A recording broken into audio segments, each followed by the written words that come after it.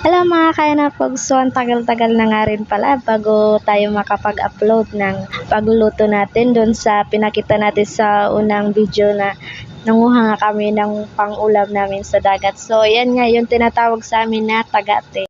So yan, nililinisan lang muna namin yan bago yan lutuin kasi syempre at tatanggalin nga muna natin yung mga kinain nila dahil madumi nga ito dahil nakatira sila sa mga buhangin o sa mga kabatuhan. Siyempre, ayan, hindi naman natin pwede yan lutuin na basta-basta lang dahil madumi. Parang yung pag kinakain mo siya, may mga buhangin kang maramdaman sa bibig mo. Ayan, so lutuin na nga natin at syempre, iuna natin ang kawali at lana.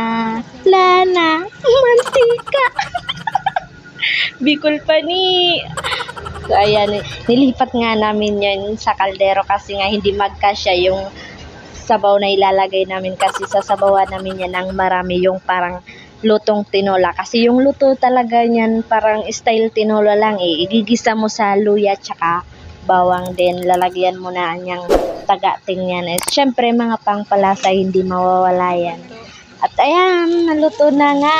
Ang sarap niya, ang daming sabaw. At ayan, makita nyo, nandyan pa rin yung iba sa shell kasi yung iba hindi talaga matanggal. Ayan, B, kain na tayo, B. Magpakabusog tayo. Oh, sarap ng sabaw.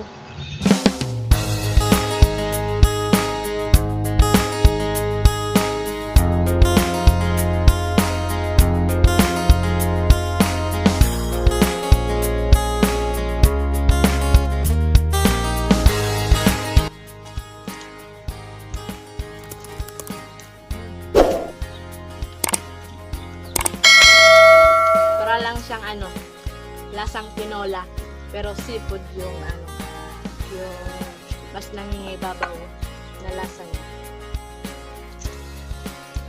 Kasi yung pagkaluto niya parang tinola lang.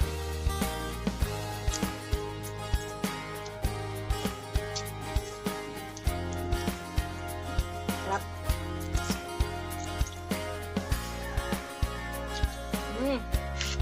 Sarap ng lasa niya.